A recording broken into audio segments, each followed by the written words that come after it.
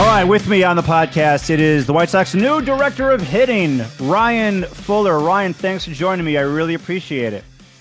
Great to be here with you, Chuck. Glad to talk with you.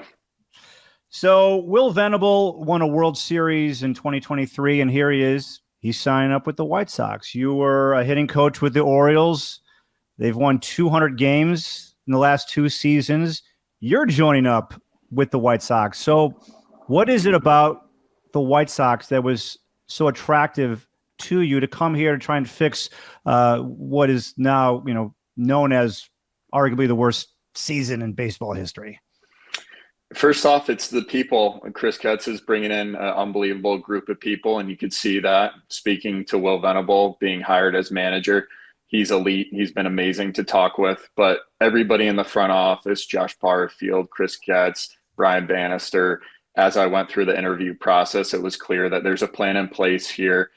There's an idea of where we are today, where we want to be, hopefully sooner than later. And with my experience with the Orioles, when I got hired in 2019, it was a similar situation. The big league team was scuffling. We had to build up the minor leagues, and it can happen a lot quicker than people would assume. When we got there, it was, okay, this is probably going to take a while, but when you draft really well, you develop those players and it gets to the big leagues. We went from 2021 winning 52 games. The next year you win 83, 101, and then the playoffs the last 2 years. So it can happen quickly, and I've loved building it up with the Orioles, and that building can see it absolutely here happening with the White Sox. Chris Getz's vision, how would you describe what he's wanting to do and how it was communicated to you, certainly from a hitting standpoint? Getting the right people in place, and we have great people here. I think that's the one thing that has struck me right away, getting to know everyone.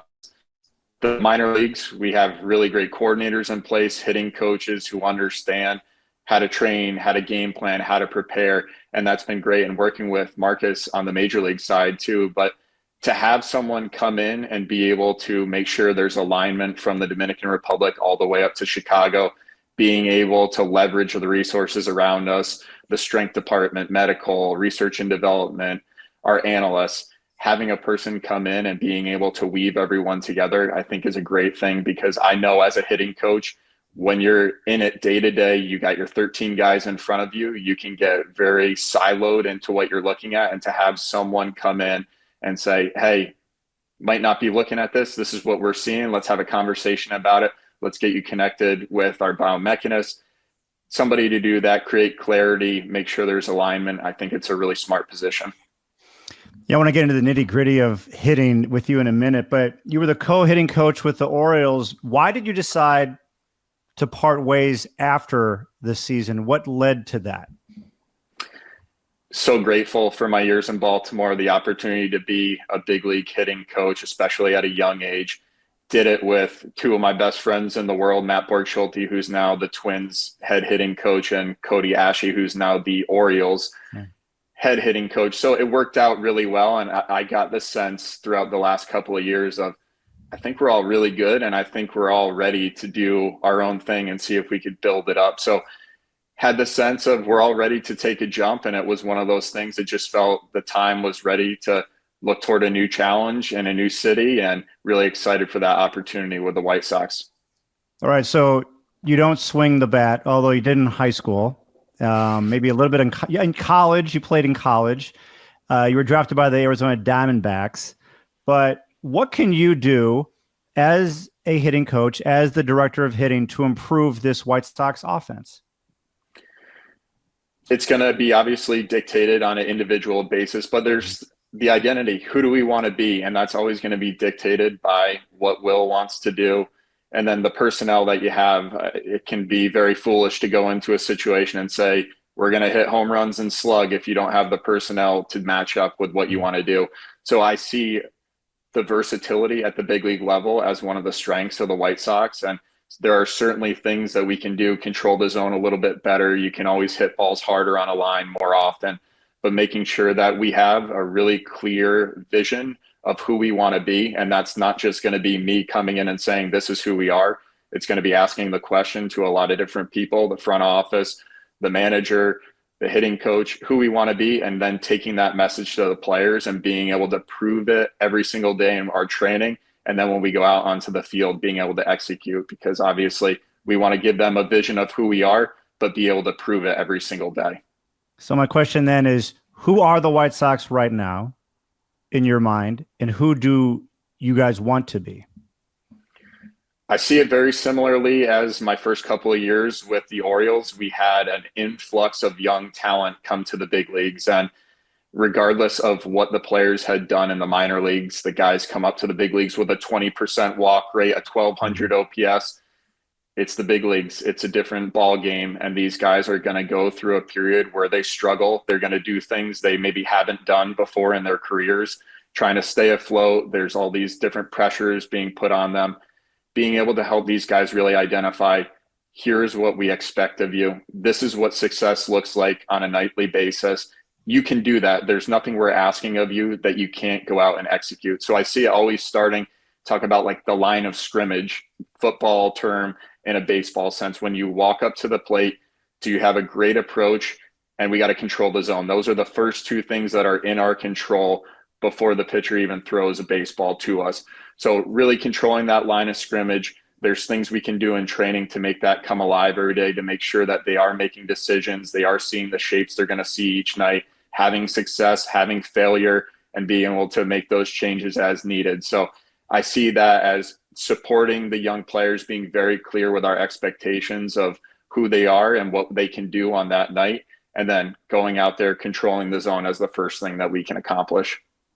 Can you teach plate discipline? Can you, in the majors, can you teach OBP in the majors? Or when you get there, and obviously there's growing pains and we see it all the time, but after a larger sample size that we've seen from a lot of these guys, are they who we have seen, or can you, as a coach, unlock something in some of these guys who have not shown that capability, if not in the majors, even sometimes in the minors as well?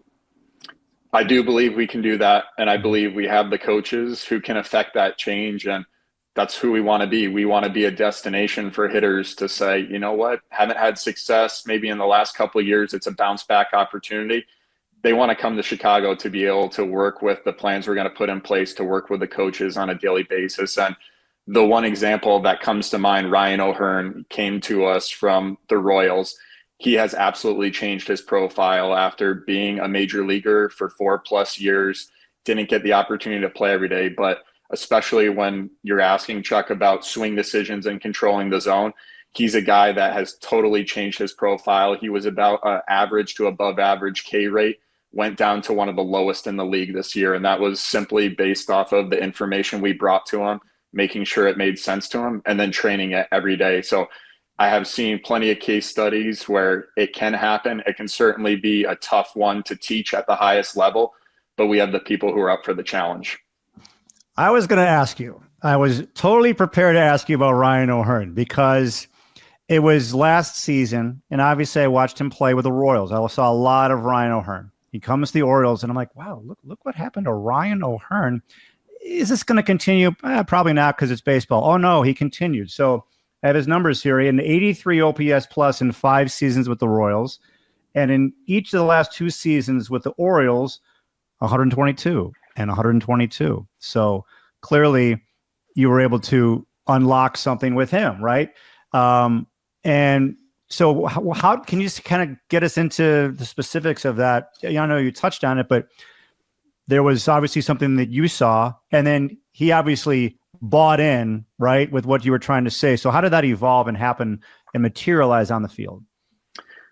So proud of him, obviously, and so happy for him and his family. He came to us making league minimum, and these guys are motivated. They want to win, but they also want to support their families. And to see him sign a deal with the Orioles to make $7-8 million this year, it speaks to him coming to us with an open mind and saying, you know what, I think there's more in my career. And when he came to us, it was really 2 things. It was a mechanical adjustment. He had a tendency to really sway back before making his move to the ball, which really hindered his time and his opportunity to stay on plane with the pitch.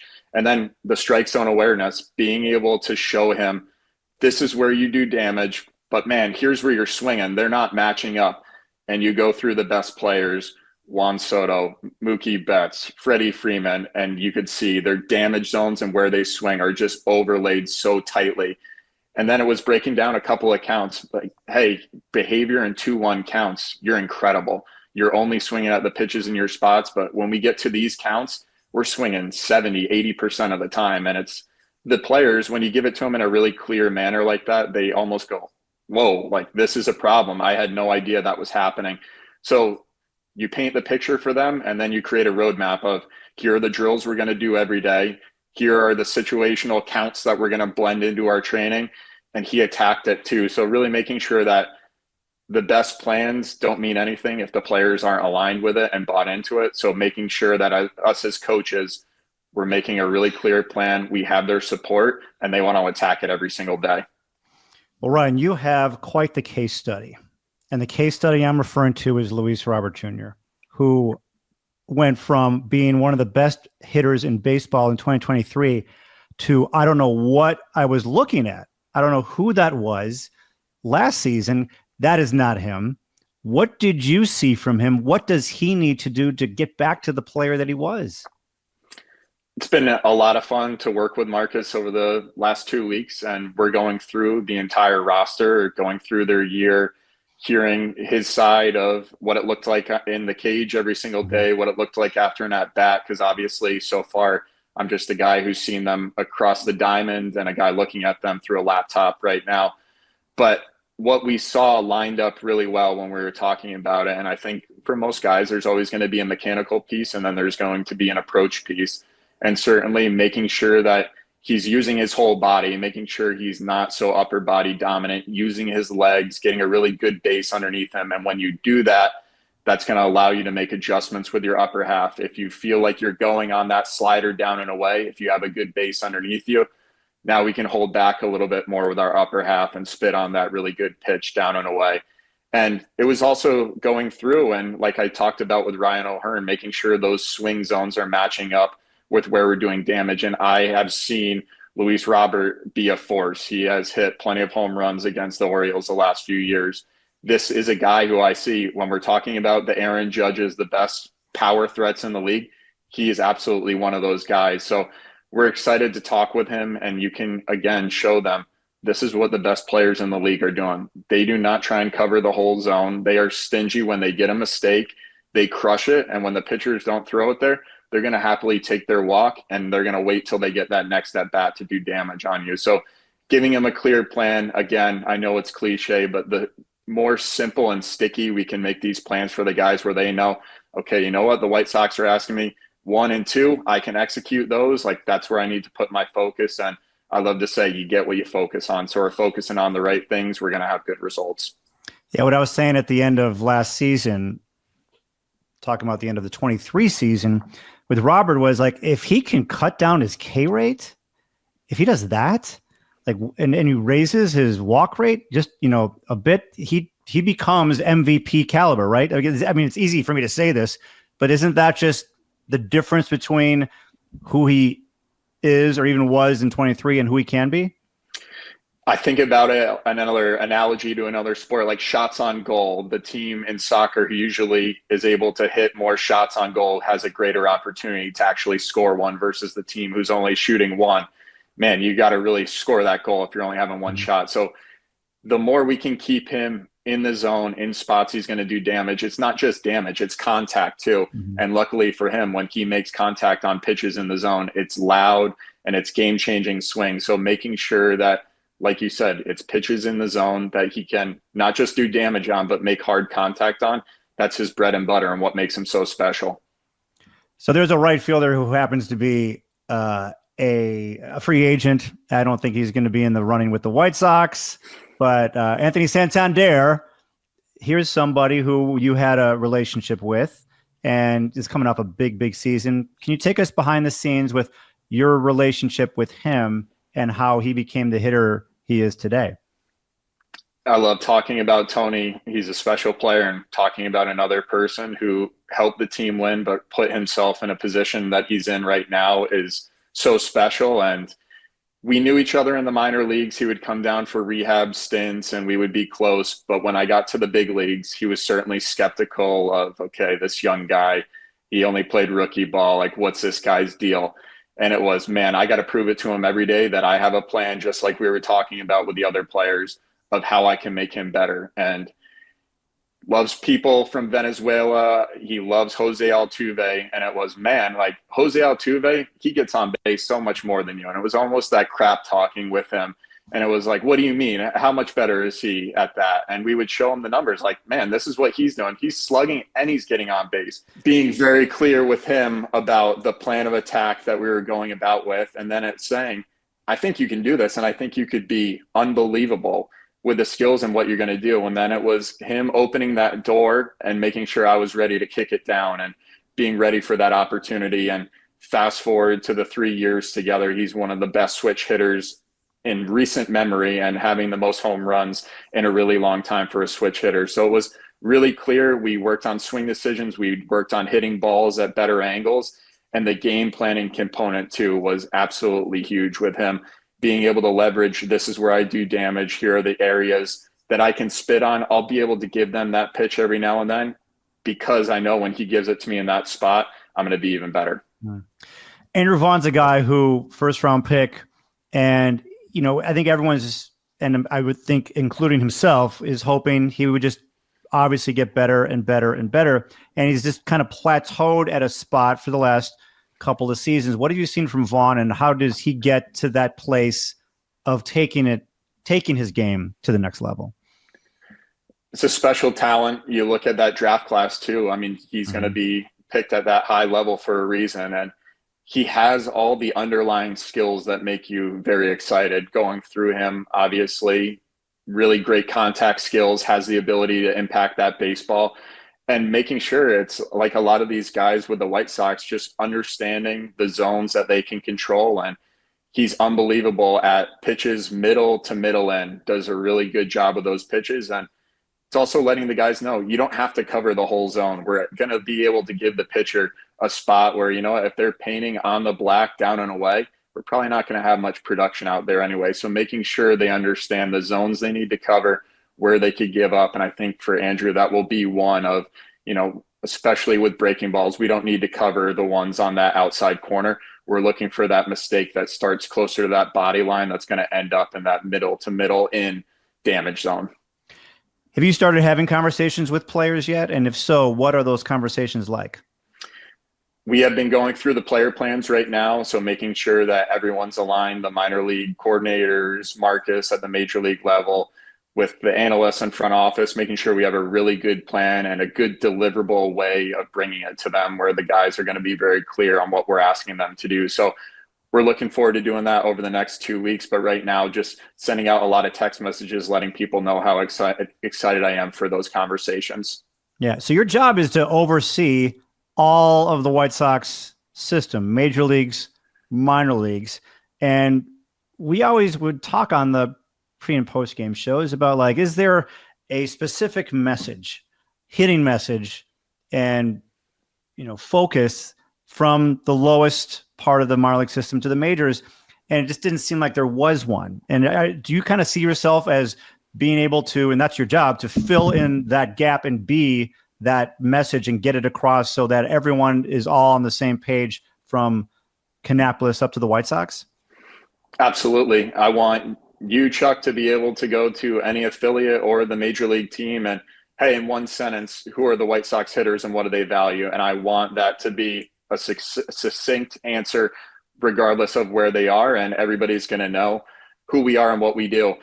I don't have the best answer for you right now. I have ideas of what that's going to be, but want to make sure that I talk to everybody here and make sure that there's going to be alignment and a message that everyone feels very confident carrying out to the players. But that's something certainly in the first year that I want to nail down, because when there's clarity, there's going to be high performance. Easy for me to ask this question, tougher for you to answer it. But we saw what the White Sox did offensively last year, and it was, really, really bad. Really just a massively underwhelming season offensively. What kind of jump can this offense make? You don't even know who's going to be in this offense, but knowing what you know and how you can turn things around, what can be a realistic expectation for fans to see the kind of results, what kind of results can happen in one season with what you know and what you can do? Yeah, without putting myself against the wall with actual numbers that we're going to hit right here. Yeah. I think back to spring training 2022 when I got up to the big leagues with the Orioles, and we had Rougned Odor and Robinson Chirinos, two guys who were new to the organization, but winners who had won with Texas, unbelievable guys. And they looked around and they said, man, people are doubting us. There's a lot of talent here. We just need to work on the right things and see what's going to happen. And for a lot of the coaching staff, it was exciting to hear, but you were also trying to tame expectations a little bit. We knew it was just 52 wins the year before of, okay, we're going to try to improve. We're going to have better at bats every night, hit more balls, 95 plus at good angles. Those guys' confidence, though, instilled in everyone else. And you could see as the year went on, the message of we control the zone, we hit balls hard. When it's time to make that pitcher pay, like everybody steps up. And it was just that messaging over and over again where guys started to believe at a higher level than they had in the past. And certainly looking for those catalysts to come in on the roster. Chris is going to do a great job. I'm really excited that we signed Austin Slater. He's an unbelievable guy with a winning pedigree to come in and just be able to say, this is who we are. This is how we go about our business. And we're going to have that high level of expectation every day. And can certainly tell you, looking forward to controlling the zone at a higher level, hitting more balls at productive angles. And obviously the goal of an offense is to score more runs, but making sure that we know how to do it. And when the situation is presented to us of this is a slug situation, we're going to slug. Okay, you know what? This is actually a situational hitting position. We're going to execute what we're trained to do on that. So a versatile attack of going out there and understanding the game, controlling the zone, and obviously putting more runs up on the scoreboard. All right. I'm sold. It's always good for somebody to be able to say it. And yeah, I would much rather have the results speak for themselves each year going forward than just talking about it. No, I know. But I mean, like what you're just saying is like we kept asking ourselves watching the White Sox last year, where is this? Don't you know the situation? And of course, hitting a baseball, especially in the major leagues, toughest thing to do in sports. But over the course of an entire season, we just didn't see enough of what you're just saying.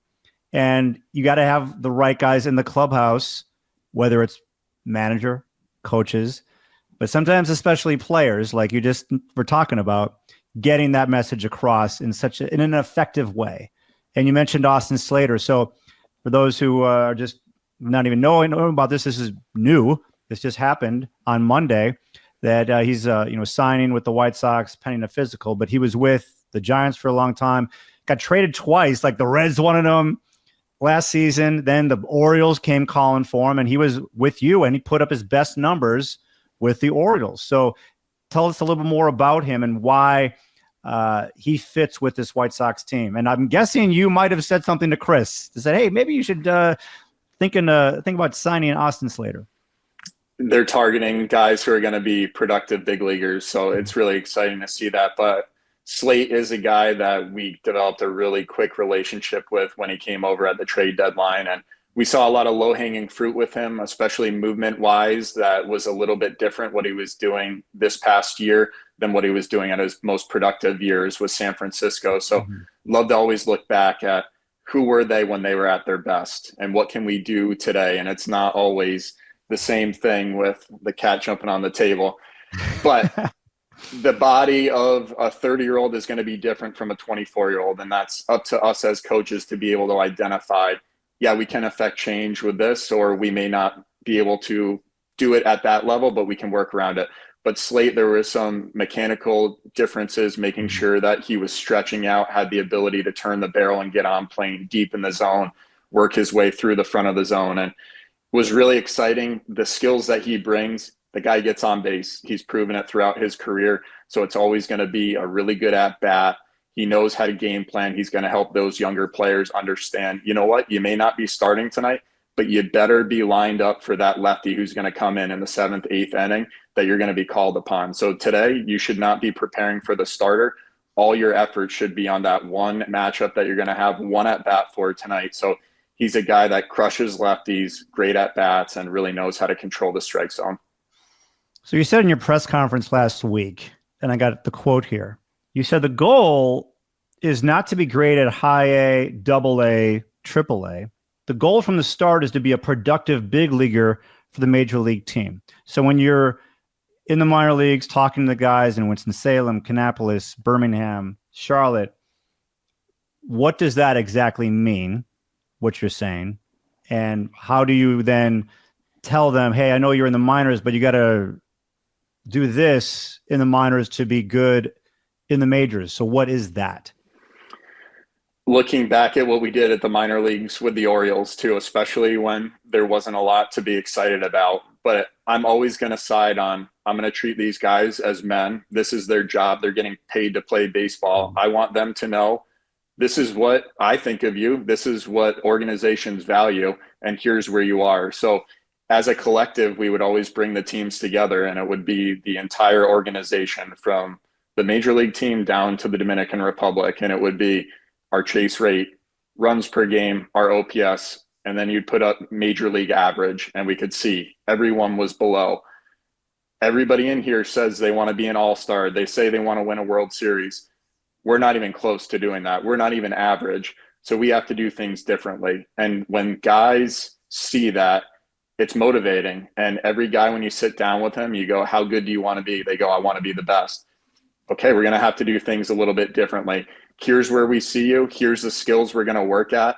And these are the things we know at the major league level scale. And these are where we're going to focus our attention. So being really clear with, this is who we are right now. It doesn't mean that's what we're going to be forever, but this is the plan of attack to move forward, and making sure that you're not happy about hitting a fastball 87 down the middle, because that doesn't happen at the big league level. You're going to have to train at a higher level. And if you're not seeing the shapes and velocity at the level, we're going to provide it for you in training, because we know the ultimate goal is, like you said, not to master low A.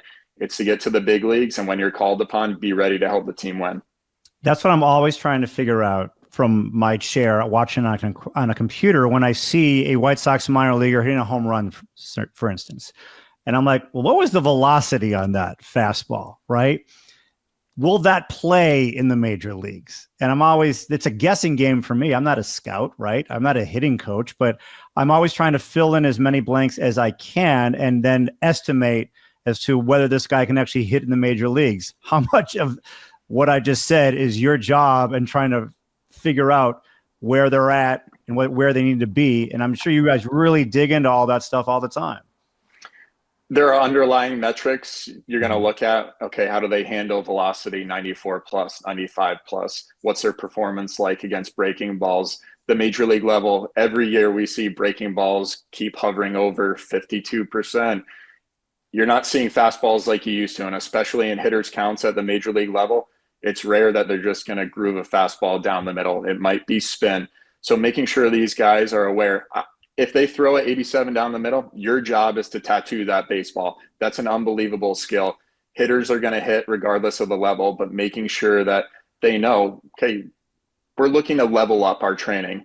Every level we go up, there's going to be another challenge. So making sure that the guys are ready for it, and we're providing them that feedback. But certainly at the lower levels, you're not going to see the type of pitching that you're going to in the major leagues, but making sure that you're picking the things in training that are going to replicate the speeds and shapes that are getting you ready for that next level.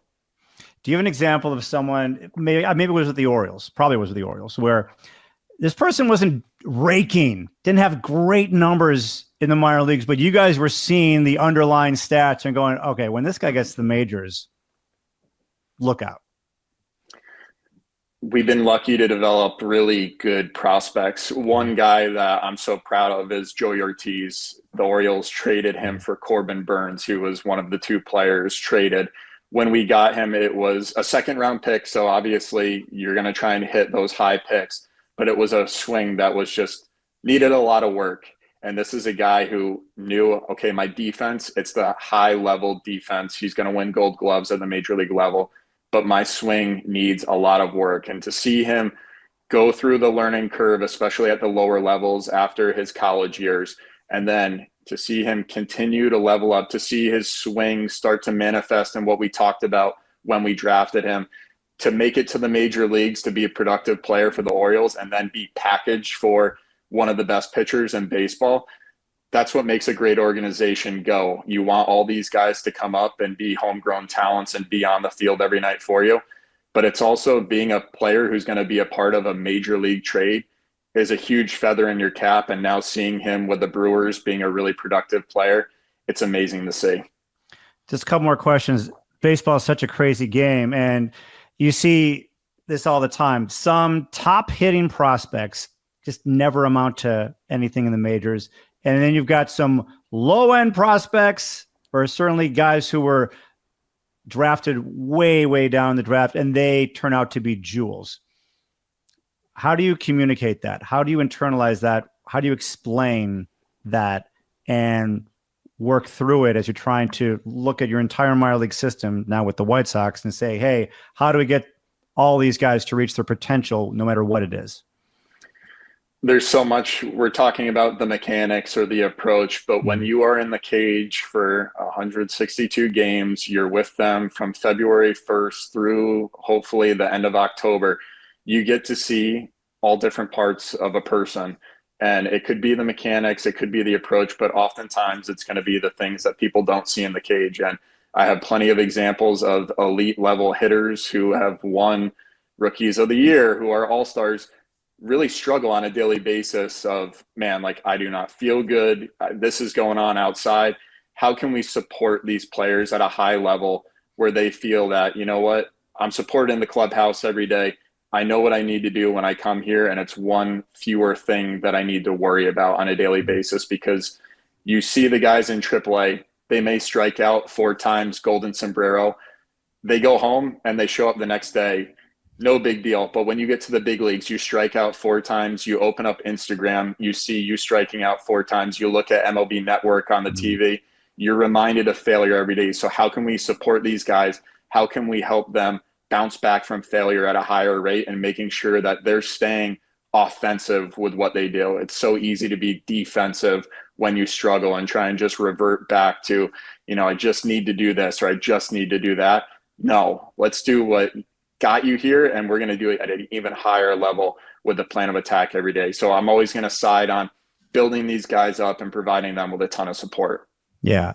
And that to me sounds like something that so many of these guys need right now. I mean, they just went through the ringer, and to play this game, it's tough enough as it is. And to go through what they just went through, hearing the words that you're providing here, I can see that really connecting with a lot of these guys, because they're human beings and they just went through a season that, is going to be talked about forever. And, you can't think of one person who had a good offensive year, not one.